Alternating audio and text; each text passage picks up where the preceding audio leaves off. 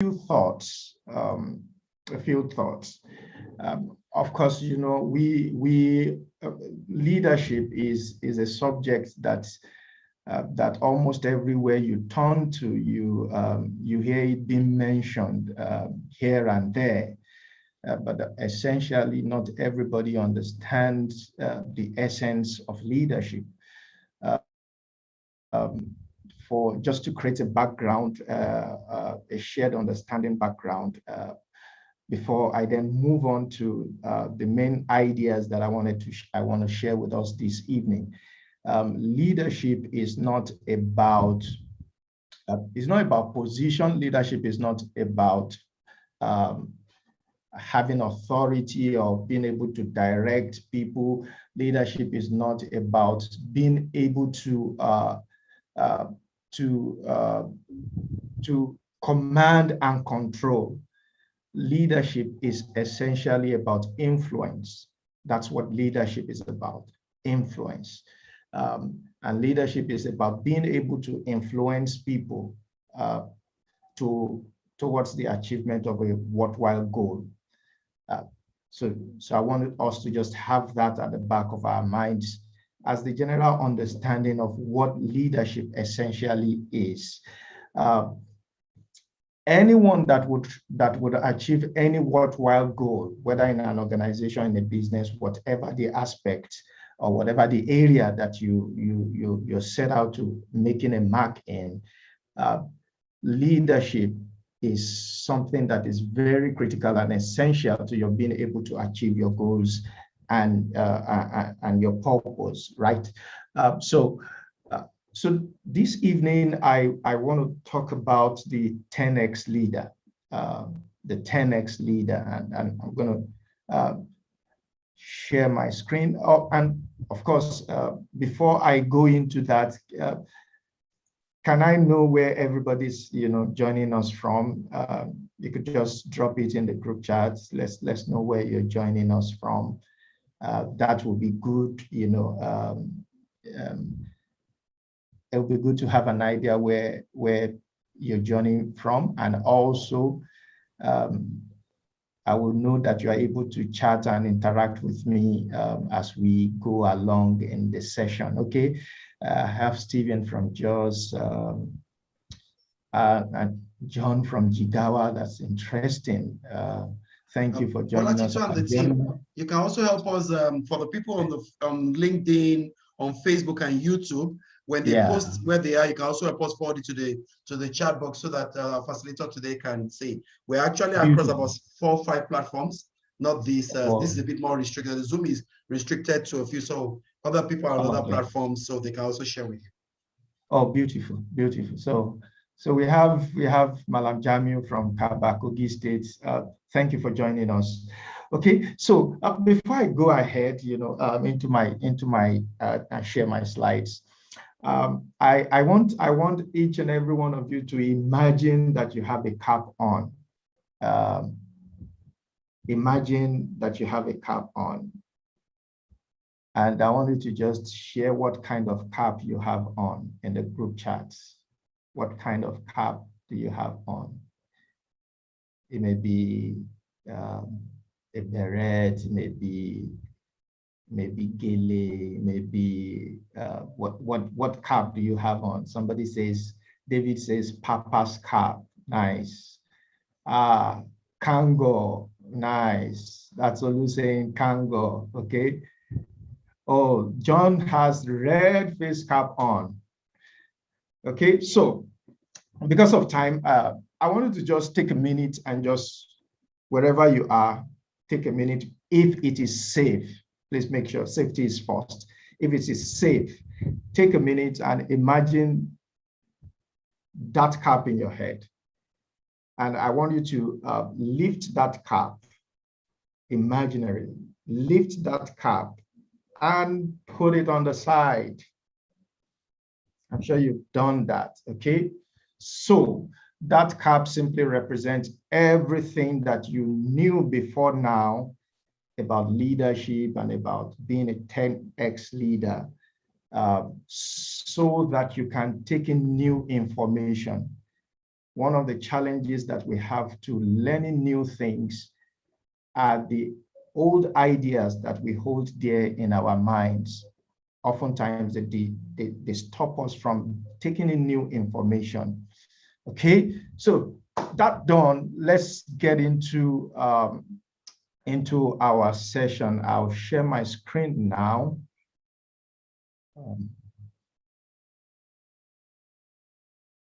1 minute.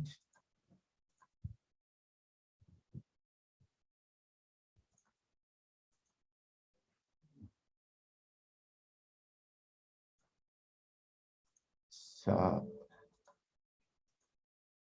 1 minute, please. I'll need to close the file and open it again. It's not showing on the screen that I have. Almost there.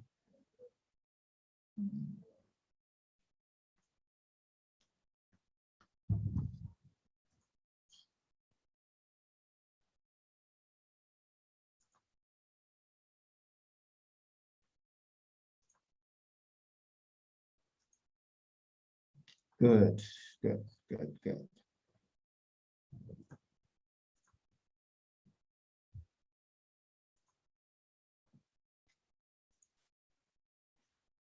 All right, so can I get a confirmation that you can see my screen?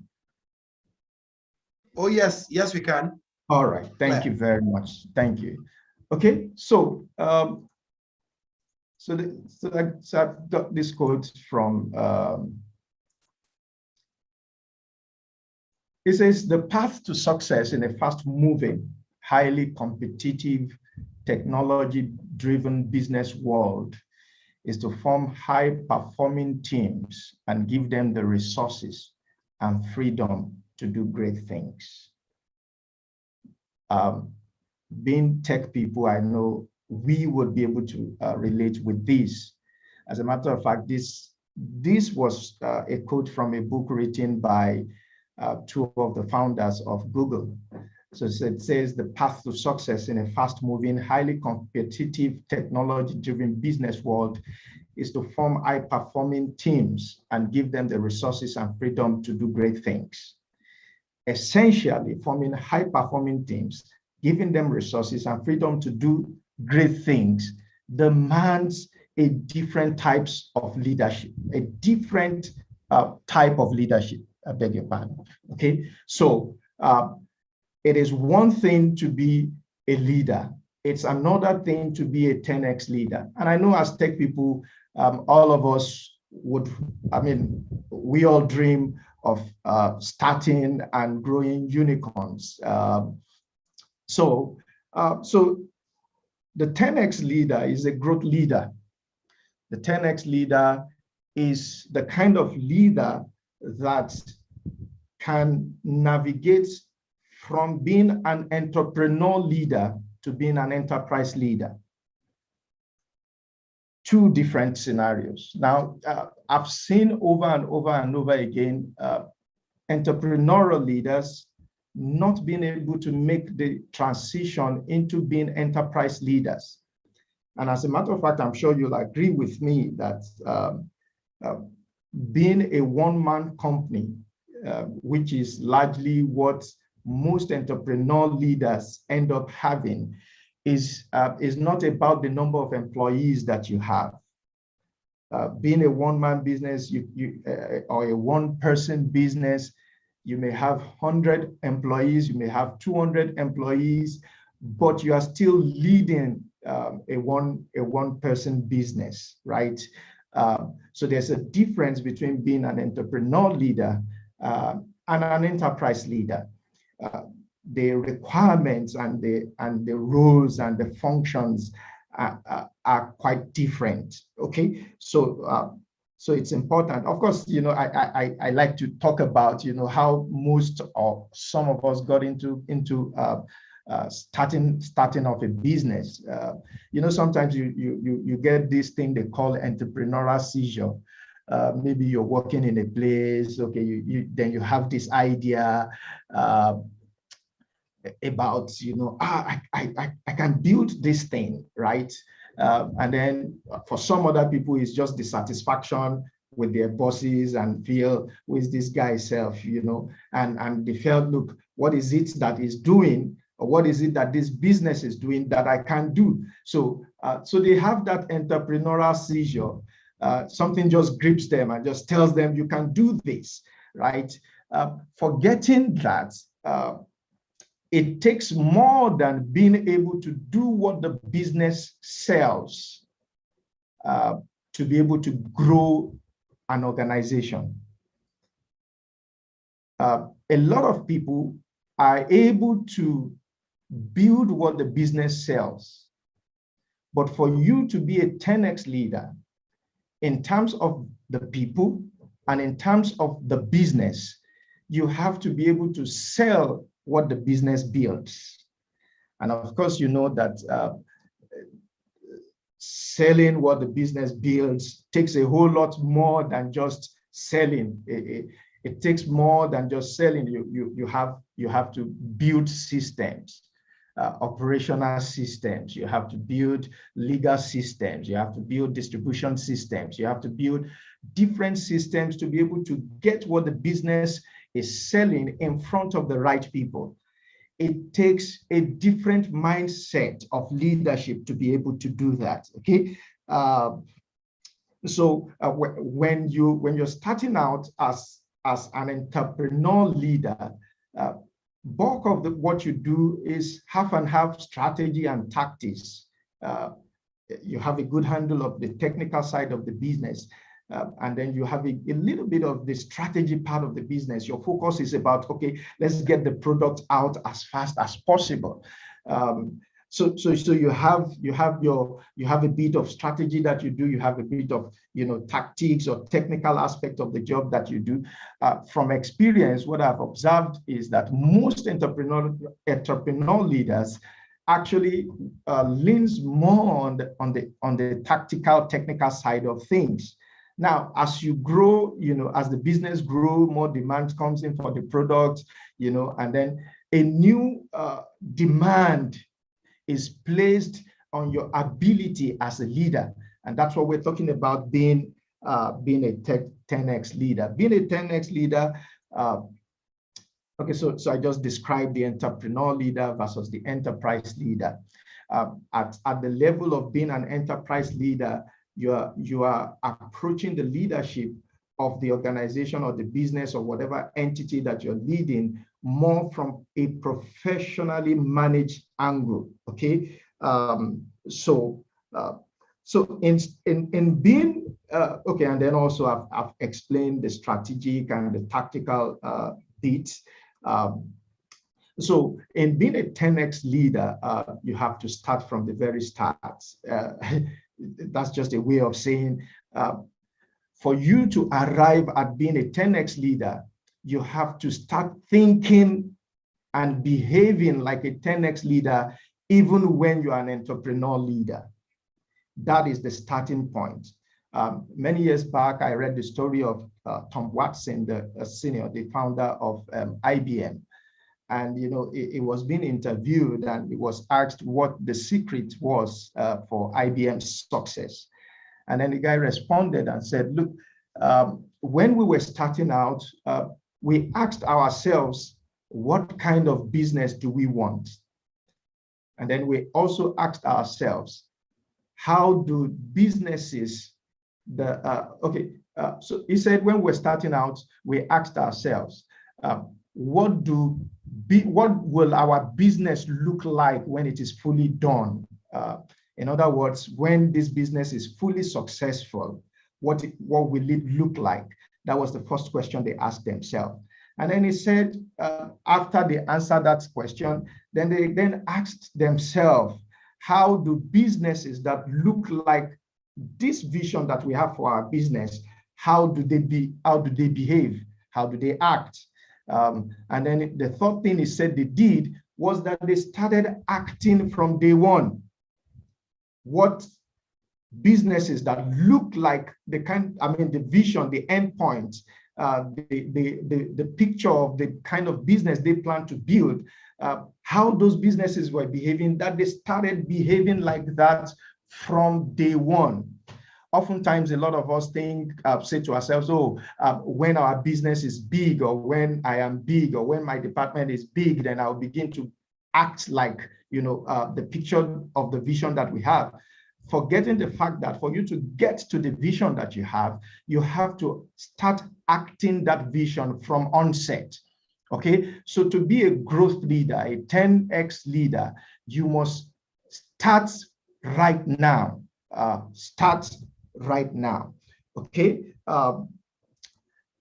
I'm conscious of my time, and I hope someone is going to help me.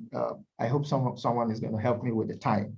Okay. So in starting from the very start, one of the things that you have to settle happens in 3 layers. The first layer is self-leadership. Self-leadership. That is the foundation of anything and everything that you want to do as a leader. Self-leadership. And in self-leadership, it means that personally you have to define what your personal values are, what your values are. Your values are what drives you. What are your values as an individual? As an individual, what are your values? Of course, as individuals, we have different values that drive us. Some of us, value independence. Some of us value fun. Some of us value innovation. Some of us value excellence. So you have to determine what your personal values are, right? Because then in defining your personal values, you are better able to understand yourself and understand what makes you tick as an individual. Knowing yourself, understanding yourself is one of the foundational principles of self-leadership. So that's the starting point. What are your values?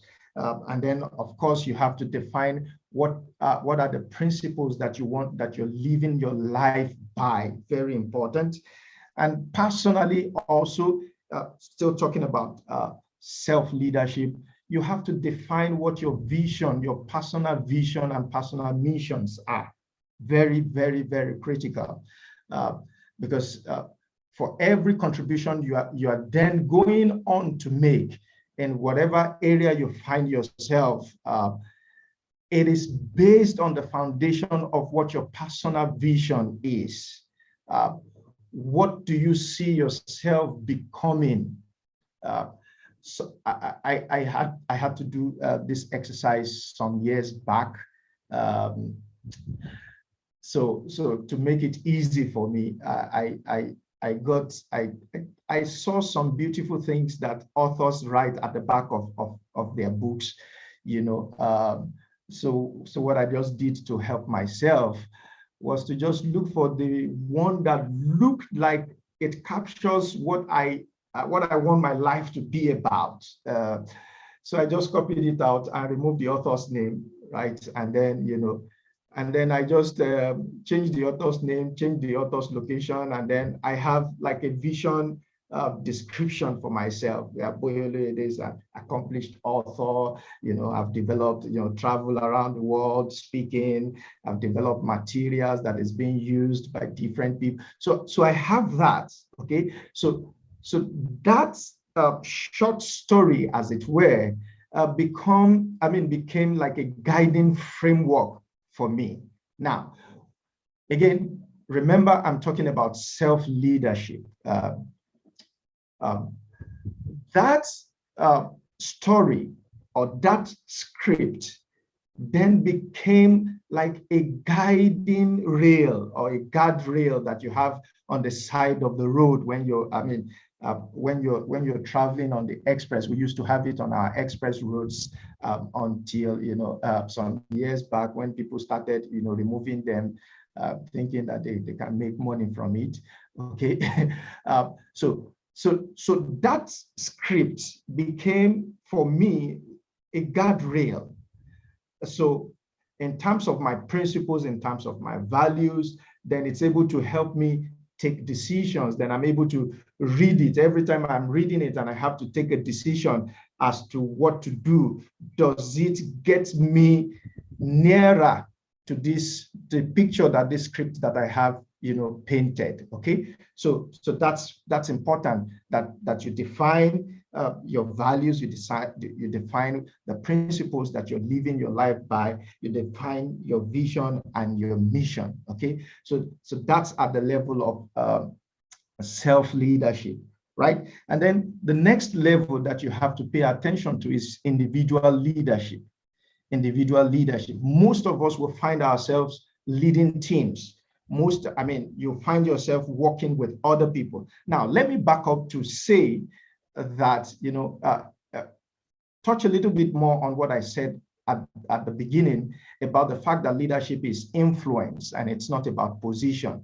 Okay, so if you ever have the opportunity to influence anyone, you're a leader, right? If you have opportunity to influence your peers, influence your subordinates, influence your boss, you are a leader, okay? Because leadership is about influencing people to achieving worthwhile goals, all right?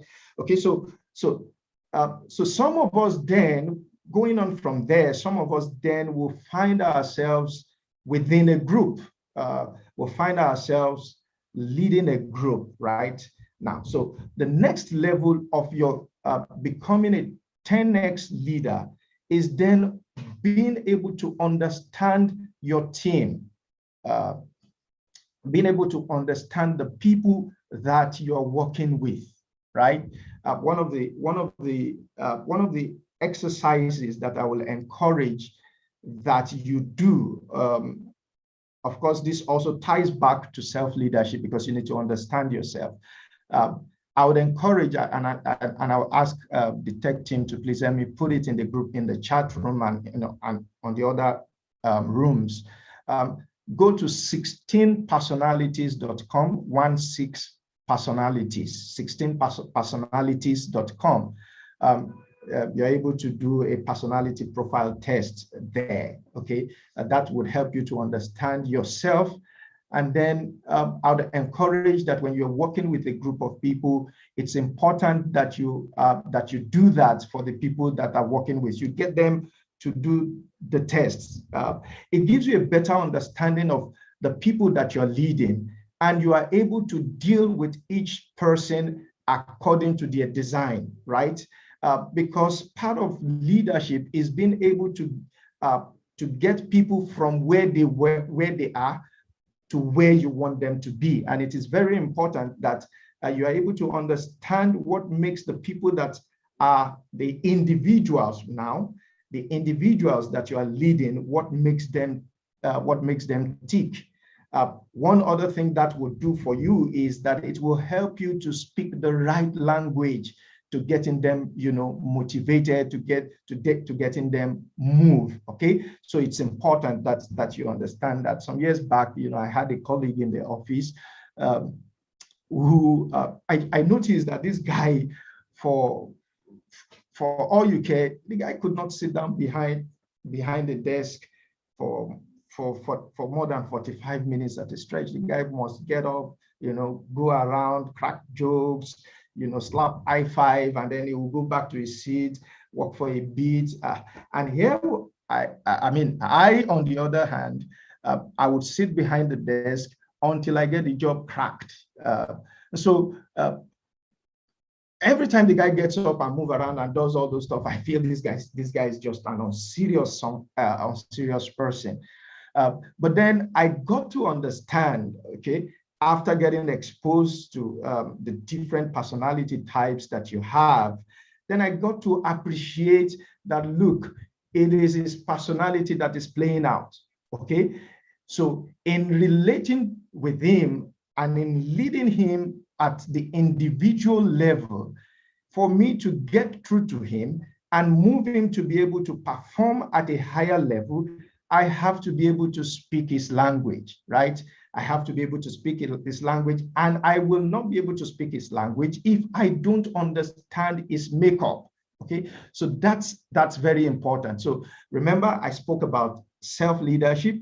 I've touched briefly on individual leadership. So the highest, the next higher level there is team leadership.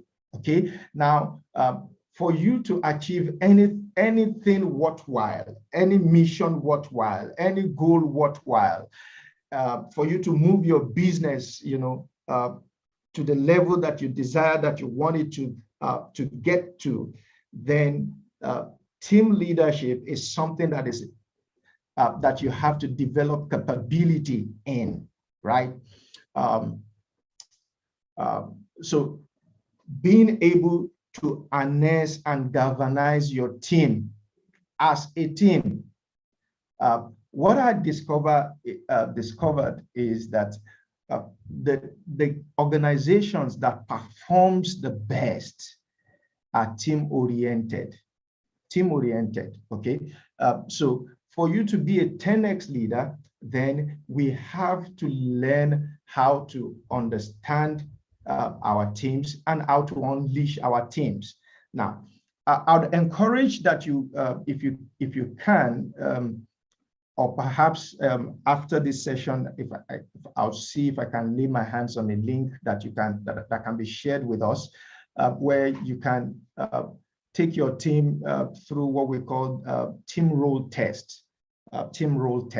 Now, a team role test helps you to understand the kind of roles different members of your team play when you come together as a team. Now, understanding is very important in being able to lead a group of people to achieving a worthwhile goal. Okay, so that is at the team leadership level. So let me just move on and wrap it up, and then I can take a few questions afterward. So to be a 10x leader, there are what I call C-suite leader roles that you have to learn. One of the things that I've discovered also is the fact that most people are not for us as entrepreneurs, because I believe I'm dealing largely with entrepreneurs in this session. For most entrepreneurs, nobody teaches you to be a CEO. Nobody teaches you to be an enterprise leader. That is why most of the time, when the time comes to make the transition, most entrepreneur leaders struggle, right? And that's why you then find that investors then begin to think of bringing an outside, CEO to come and lead the business into the enterprise stage. Okay, so for you to be a C-suite lead, to get the C-suite leader roles intact, here are some of the things that you have to be. Number one, you have to be the chief dreaming officer. Now, C-suite is just, forgive me, I like to play around a bit with words, So for you to be a C-suite leader, you have to be the chief dreaming officer of your organization.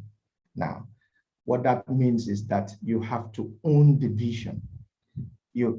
The people working with you must not outdream you in the capabilities and the possibilities that can come from that your team or from that your business.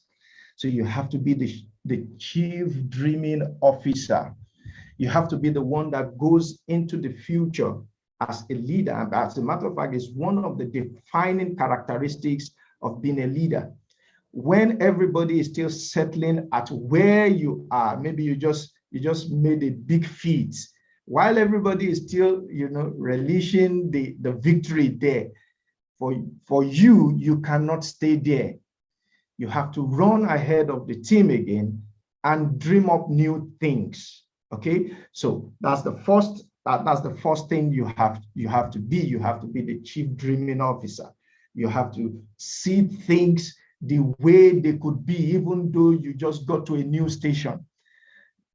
Because the business or that department or the unit or whatever it is that you're leading, or that team that you're leading, cannot be better than what you as the leader have imagined it to be.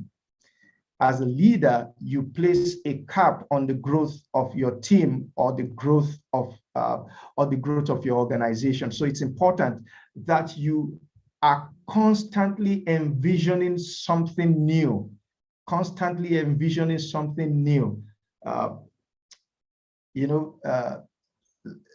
I say this vision, and this is part of the dreaming thing. Vision is when you have an idea. Passion is when the idea has you, right? So being the chief dreaming officer of that business or that department means that you have both the vision and the passion, because every other member of the team and the business itself as a whole is going to draw energy from you and from your dreaming ability, right? So that's the first thing. Secondly, you have to be the chief storyteller. You have to be the chief storyteller. In other words, you have to be the chief communicator of the story of the organization. You need to understand, as a leader and to be a 10x leader, you have to constantly, it's one thing to dream, it's another thing to communicate that dream effectively, that it becomes owned by every member of your team. So it's important that you have that in mind. So you have to be the chief storyteller. Now, communication and casting vision and talking, most of the time for entrepreneurs doesn't come easy, because most entrepreneurs, and as a matter of fact, for those of us in the tech side of things, we just want to get down and develop and sit behind it. For some, sit behind the laptop and just crunch codes and do all those stuff. For you to navigate from being the entrepreneur leader to be the enterprise leader, you have to develop your storytelling ability, because there will be a time when this business grows. Because if you are really a 10x leader, then the business will grow. So by the time the business grows, then you, of course, there's little or so much coding that you have to do at that point. At that point, what you are largely doing is telling stories and communicating and galvanizing the team towards the achievement of whatever goal that you have set. Now, closely related to that is that you are the chief. I call it the chief of team staff. Okay, your primary responsibility then becomes looking out for your team, the set of people that work with you directly to deliver on the aspirations of the business. So you have then to look out for them. Now, as I call it, the chief of team staff, it then means that you have to develop your ability to spot talent. You have to develop your ability.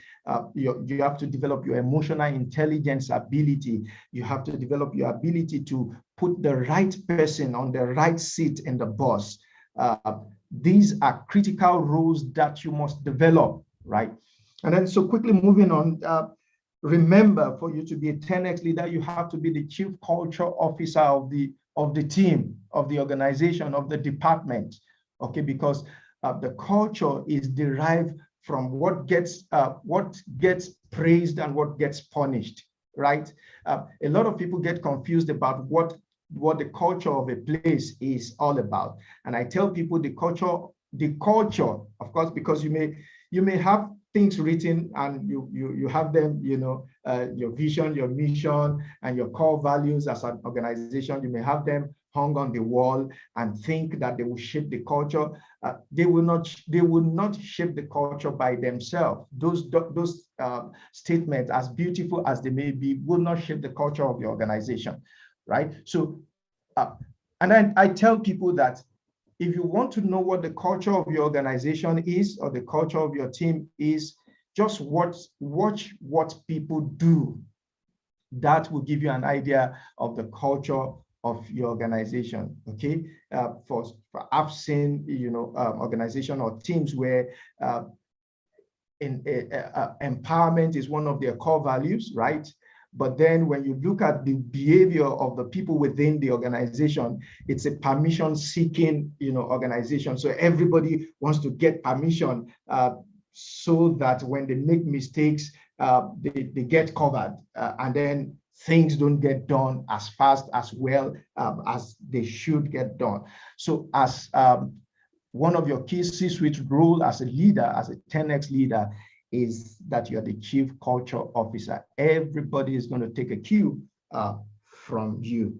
Okay, I'll just add two more, and then I'll wrap it up wrap it up there.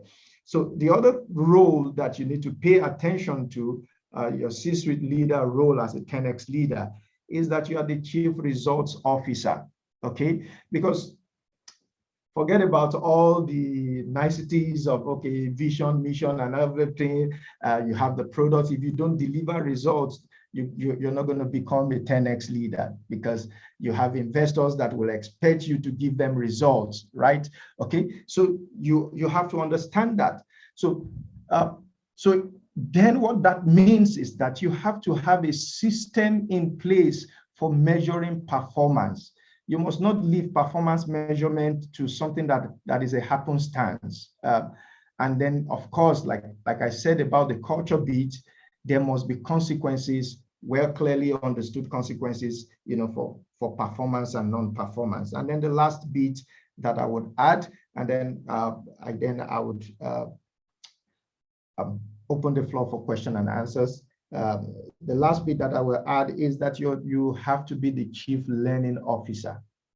You have to be a 10X leader. You have to be the chief learning officer. Nobody must know about the business much more than you do. Nobody must read much more than you do as the leader of this business.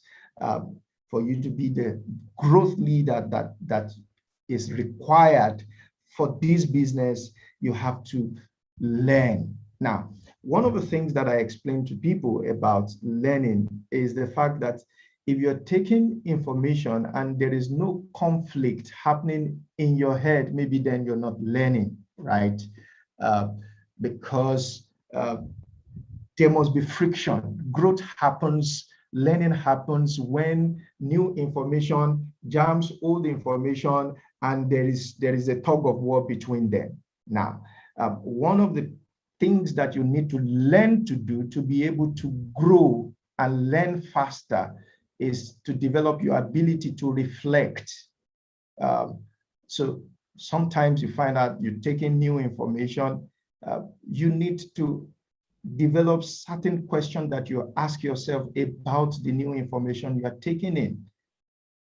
It is the learning that sinks into your mind or into your heart that you are able to act out when you need to provide top-notch leadership. And so as the chief learning officer, you have to take feedback. You have to look out for feedback. And this is where it's important that you pay attention to whatever analytics. Another thing I tell people, life is a game of numbers, and you are getting feedback every time, okay? So to be a 10X leader, you have to be the chief learning officer, always looking out for feedback, always looking out for analytics, for data, things that you can analyze, whether in getting your team better, in improving your product, in achieving better. Those then become very, very critical. So I run through a few of the things that I've shared. There's a whole lot more. Time would not permit us to get through everything. So number one, you have to be the chief dreaming officer. You are the chief dreamer of the business. You are the chief storyteller. You are the chief of team staff. You are the chief culture officer. You are the chief result officer. And you are the chief learning officer. Now, I figure the heart of being a 10X leader is the people. So taking everything that I've shared with you today, the core of everything is the people. That's the essence of leadership, okay? When you as a leader care for your people, when you care about your people, and you get them to care about each other, it's a matter of extension. They will care about the vision of your business. Thank you very much. I'll thank you. throw the session open for questions. Thank you so much. And I think everybody will agree with me that that was explosive. I was busy taking notes.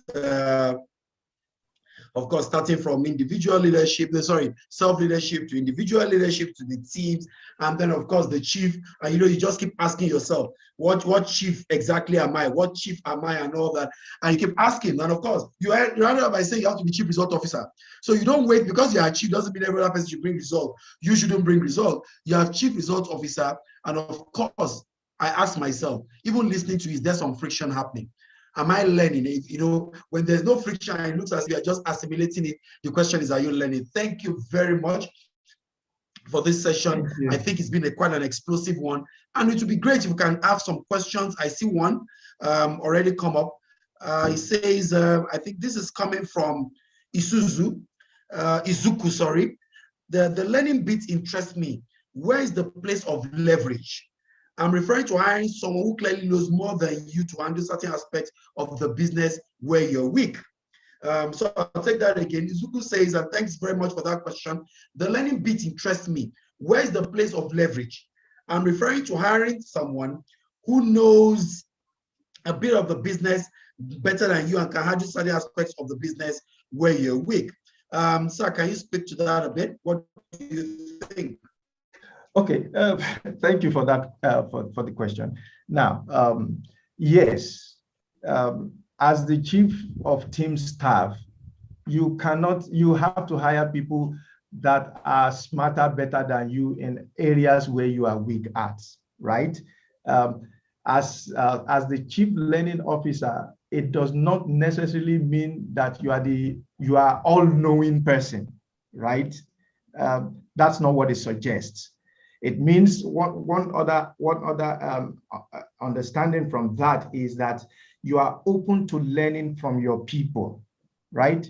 So as a 10X leader, you have to recognize your weakness and be authentic with yourself. In terms of, remember I mentioned something about the technical part of the job. That most entrepreneurs, when you're starting a business, that's the bit that you know, okay? So as the business grows, there are certain things that cannot be delegated. Leading the team that cannot be delegated. Providing leadership for your team becomes your primary responsibility. But then all the other technical parts of the job, you are then able to get competent functional leaders to be able to come in and take that off you. As an entrepreneur leader, when you're starting out, you are everything to the business. You are the accountant, you are the driver, you are everything to the business, right? But then as the business grows, then you then start defining what it is that you have to draw, and then what are the things that you cannot delegate as a leader. So everything functional leadership, marketing, sales, accounting, finance, product development, all those can be delegated. But providing top-notch leadership for your team cannot be delegated, okay? So that's where you now develop your strength, right? There's this statement that I've heard made, I think it was credited to Alexander the Great, where he said, "I'd rather be led." I'm trying to remember exactly how it said. It says, "I'd rather be part of an army led by an army of a sheep led by a lion, right? Yes, like that's it. I'd rather be part of an army of a sheep led by a lion than an army of lion led by a sheep. And one of those days I was just reflecting and I thought to myself, no, if you get a sheep that understands leadership, that sheep will deploy a whole army of a lion that would devour both the other lion and his pack of sheep in no time. Okay, that is where you have to define what is your own critical, non-delegatable role within your team, and that is leadership. Okay, I hope I'm able to answer that question. Yeah, yeah. Thank you very much. And I think Biola has gotten it. She says her name is not Izuku. The son must have been trying to rechristen her mom, but it's Biola. I think that's clear. And, just to create some perspective. So, when I tell people I started my career over the last 18, 20 years as a pharmacist, and today I do a lot more tech. 60% of my work is around the tech ecosystem. People are like, shocked. And I've only been in the tech ecosystem, let's say, for about 3 years thereabout. What I think also we need to take out of this is the fact that if you want to continuously learn and improve, you must have an idea and have an understanding of what even your teams are when you get competent people. So I don't write codes, I've got a CTO, but when we sit in meetings and I'm giving directions based on my general understanding of how business and how things ought to be done, I might not know how to code, but I can tell them the kind of product and what the expectation will be like. I've got to take courses around data science for decision making, coding, and a couple of things. You need to quickly improve yourself and bring yourself to a place where you can continue to provide leadership and provide direction even to a team. So it's not because you do not have experts in those areas. I see quite a number of people who run salons and do not even have a clue. They can't separate the type of wigs. And, they cannot separate, they don't know the texture of wigs and all that. And they need to wait. While you are in that trade, as a leader, I think the onus also depends on you to constantly improve so you can continue to provide the right leadership for the team.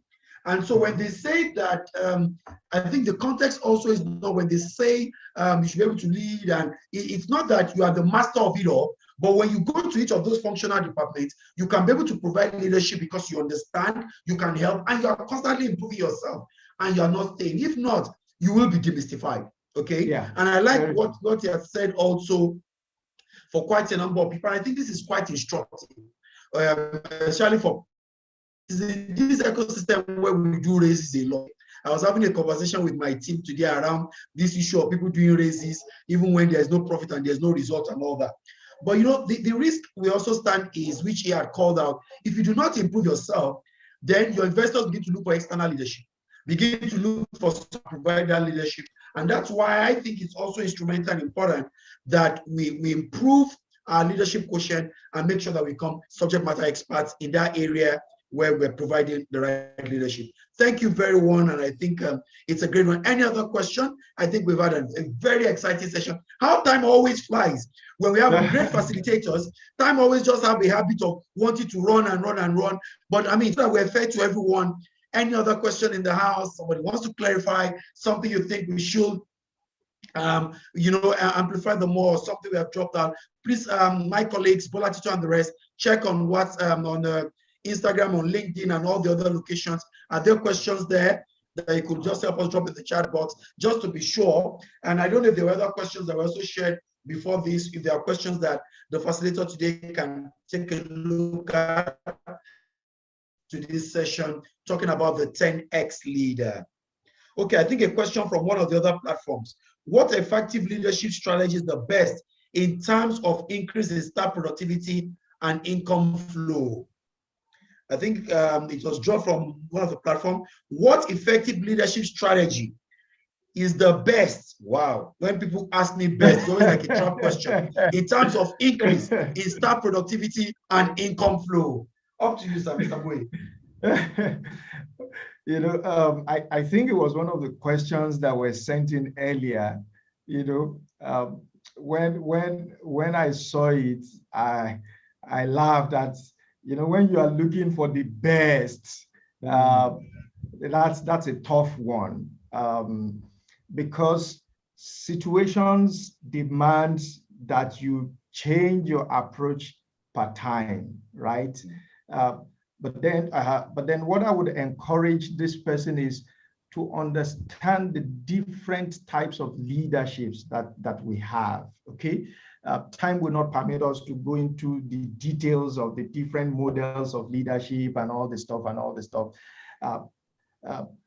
But for me to give a one-size-fits-all, that may be difficult now. So in terms of increasing staff productivity and income flow, I want to go back. I will take you back to the individual leadership part of things. Do you understand the people that are working with you? Do you know what makes them tick? Do you know how to motivate them? Do you know how to get the best out of them? Are you able to sell them the right vision, right? One of the things that when it comes to individual leadership, one of the things that I tell people is that everybody is tuned to WIIFM. What's in it for me, right? So if you are not able to help them, and this is one of the responsibilities that you have as a leader, you have to be able to help your people articulate their personal goals, personal vision, whatever it is, and help them situate it within the goal, the vision of the organization, and see how achieving the goal of the organization helps them to achieve their own personal goals. That's one of the basic things that you have to do. When you get your team productive, they're able to come to work with their best ideas, and that will translate, into income. I don't know if VJ would like to add one or two thoughts to that. Yeah, I mean, hopefully I agree and align with you on that. When you ask for the best, like if like I started, it can't be a true question. Situationally and 15 years there, about 12 to 15 years, providing leadership for teams and driving productivity. Situations demand at times different ways of providing leadership and of motivating and inspiring people for results. I've even found that as someone who leads a diversified portfolio of organizations, the way I manage different portfolios of people actually changes for productivity and for result. So the way I lead my tech team of about 30 people is not the way I lead an advertising team of about 50 people. It's not the way I lead another team of high healthcare professionals of another 30, 40. You find that engaging with them brings in different skill set. So I kind of lean fully with what you said, that it's not scripted to say it's a 1 + 1 is equals to 2. It's more about improving your leadership quotient. It's more about being a more rounded leader, being able to be more situational, making sure your EQ is there, making sure you fully understand your people. They're as varied as their faces. Understanding the fact, you talk about culture, that when your people come to work, they come with all the baggages in their lives, and entrepreneurs at times get hung up and say, oh, no, it's all about the job. The problem is they spend more time with you than anywhere else. In Lagos, for example, a lot of time in traffic, and then they are fully awake, not in traffic or not sleeping. It's at work, about 8 to 10 hours thereabout. So it's only normal that every other thing is suffering. It's only at work that you begin to feel the pinch and all that. So as leaders, it's a calling. It's a call to a deeper level of accountability and developing yourself to be able to help and guide the people. And I'll kind of lead to that. I see another quick question coming. I think we must factor in our macro culture. This thing coming from Biola, and thanks. She says, I think we must factor in our macro culture.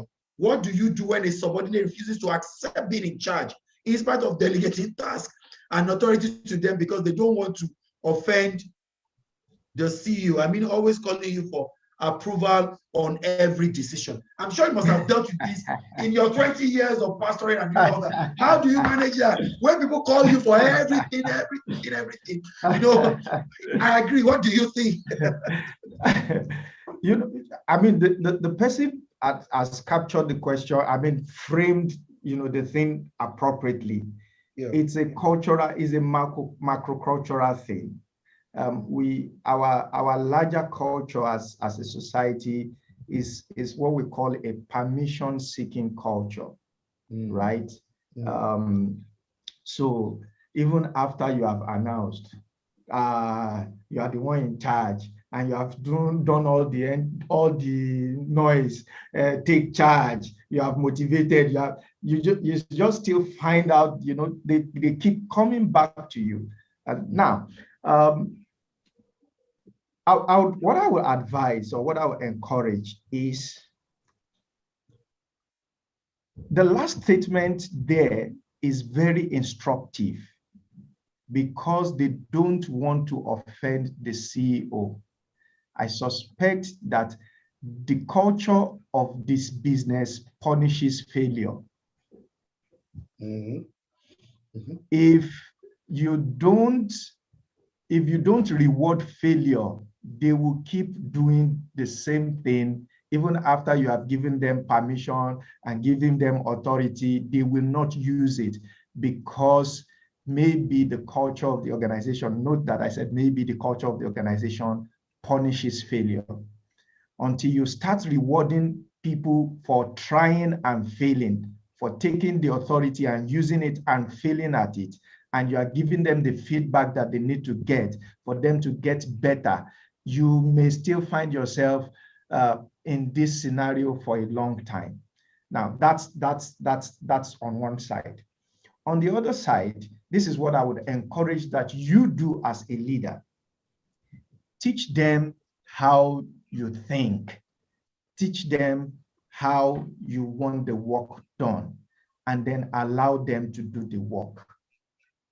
Again, most of the time, people are afraid because they don't know what the outcome would be if they use the authority, or they carry out they use the authority that you have given them.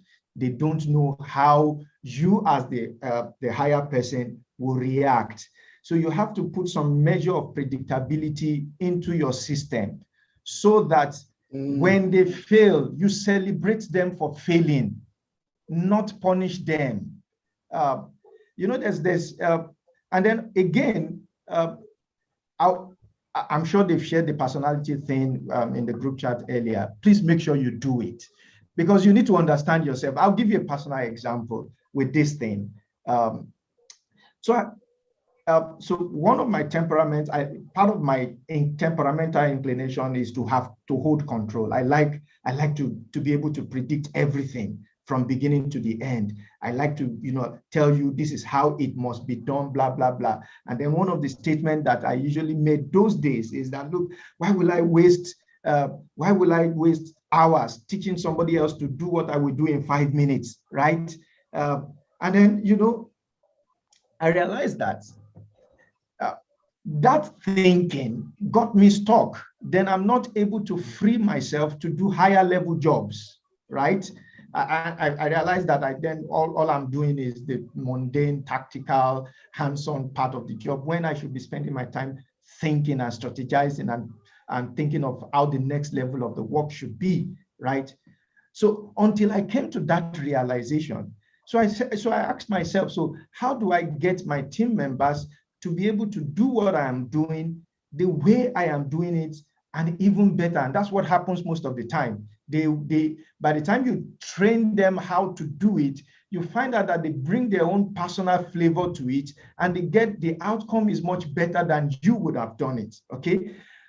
So what I realized I needed to do was to teach them the thinking that goes on in my head, what I consider in making decisions when I'm delivering on the job. And I realized that when I did that with them, as I'm going through the job, I'm saying, this is what I'm considering, this is why I'm doing this, this is what I saw, this is what warranted my pivoting or taking this other decision. It's tough. But I realized that when I paid the price of going through that pain, they freed me up to be able to do higher level stuff. Okay. And then when I say to someone, take this job, this is the outcome I expect. So I got to the point where I only share outcomes. I only demand for outcomes. This is what I expect to get back from you. I don't then have to dictate how they have to do it, because then I've taken the pain of explaining some of the processual thinking that I do in dealing with that job.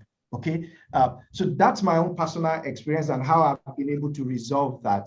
I'm sure VJ will have something to share to that too. No, fully agree with you. I agree with you, and I think it's a similar experience. And I think Biola, he said it all. But I saw the comment Biola posted just while you were speaking, and you mentioned something about mistakes. And she says, how do you reward failure within acceptable limits? You have to, okay? And you had said it. Look, these things really are not failures. People are allowed to make mistakes, but you need to know that there are some mistakes that have consequences and some are not very consequential.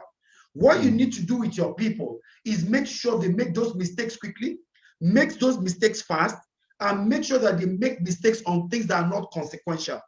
How you react on non-consequential things quickly brings out the best in them so that they don't make mistakes on things that are consequential. I've had to create, if you've been in business 12, 15 years, I now even have MDs that have mentored, that have been with me for 10, 12 years, and they will make mistakes. But some of them are not consequential. There are times they fired people that I thought were good assets because of the way they perceived.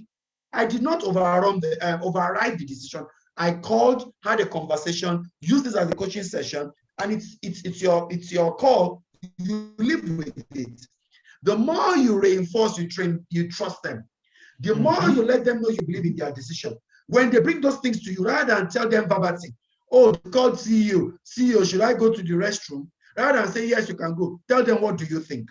The more you force them to think and answer the questions and the problem they are bringing to you, they will stop bringing the problems to you and you begin to grow them. And just like the facilitator has said, if you don't get them solving the problems, you will never grow. You will not create a system. You will remain small forever. You will not be able to amplify your result. So it's not a question of should I or should not. You must create teams and empower leaders and get them to carry out a task efficiently if you really have intentions of growing a successful organization. So yes, let them fail within those acceptable limits, because it's not really failure, it's a learning process. What we do in my organization is called a learning log. When you come and say, what did we learn? So what have you learned from this? If you keep a learning log, I think it becomes easier. And I fully agree with Mr. Boye Oloyede that that's the way to go. These are real experiences leading and managing people.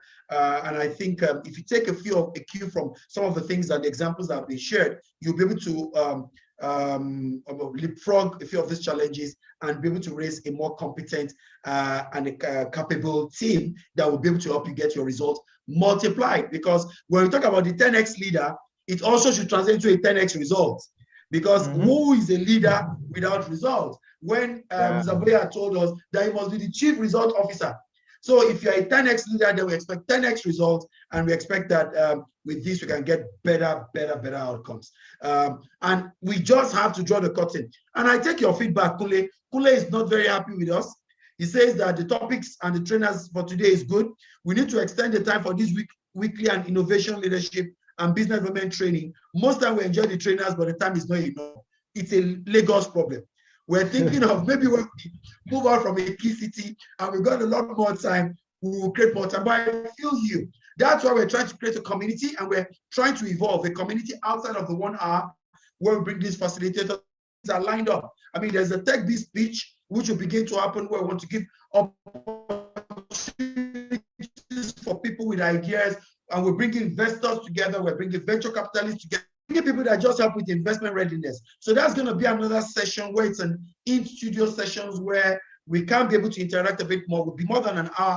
And there are different other things we're thinking of. When we begin to have even the Techbiz webinars where there'll be live audience and all that. A lot of things are coming up, and we do hope that we're able to provide more opportunities to equip, and to assist and hold the players in the ecosystem and the players who relate with our platform and who subscribe to our platform, and that we can bring them more value. And yes, I'm happy that you are not disappointed by the facilitator of today. And we promise week in, week out, that we'll continue to bring facilitators who will continue to bring a tremendous value to us as we log into the Techbiz webinar. Mr. Boye Oloyede, it's been exciting having you today. We cannot thank you enough for the time you spent. What an exciting topic that you've done justice to. He's a friend of the house, and I can tell you that if you want to get across to him, just talk to me. I know how to get it 247. Yes. Okay, he's a much sought after speaker and facilitator, and yes, very, very, very difficult to get down. But I mean, here he has given us an hour of his very precious time, and we're saying we're very grateful on behalf of every one of us on the Techbiz platform and those who work around this. Thank you very much. We're grateful. Thank you. Next week is going to be another exciting week. I have a friend of mine, Boye Oloyede, who will be speaking. He's one of the directors of Vertiva Capital. He's the director in Vertiva Capital, and Boye Oloyede will be speaking to us next week. He will be talking about the effective finance credit system for businesses. Oh, so when I talk to most of the startups and entrepreneurs, they talk about this capital issue, finance issue. I want to scale my business and all that. We're bringing a subject matter expert who has not only been a banker, and been as a, he's done banking, he's been an entrepreneur, an investment person, but today he sits as a director in Vertiva Capital, and I think he's going to bring a tremendous value as we be speaking on the 60th episode of Techbiz webinar. It's a landmark episode, and we think that Boye Oloyede will be doing fantastic job, and so I think you should look forward for everyone, and trust me, even including myself. It's the time you're looking for some more funding to be able to scale up. So you need to be on the webinar next week. And it's the same time, 5 p.m. to 6 p.m. next week, Thursday. Please keep a date with us and make sure you're part of this webinar. And I will promise, this session, you will find it tomorrow by noon. It will be up on our website, www.ecoicenter.com/webinar. It should be up, and you can listen to it again, see the questions, how they were handled, how the questions were interacted. For those of you that are logged in quite late, you can be able to download and be able to go through it. And if you have questions, drop your questions on the Telegram page. My colleagues are dropping the link to join the Telegram page on the chat right now. You can just look at the chat room and don't be a part of it. Drop your questions in there. Our facilitator, Boye, myself, will be on hand to be able to help you. Thank you very much for keeping the date with us. My name remains Victor Benga Folabi, the founder of Eco Innovation Center, and we're more than excited to have been able to bring you again another episode of Techbiz webinar, and we hope that this has further brought you from your idea to commercialization of your idea, which is our ultimate aim and our purpose for having the accelerator Eco Innovation Center. Thank you, and do keep a date with us again, and do have a great weekend starting tomorrow. Bye-bye, everyone.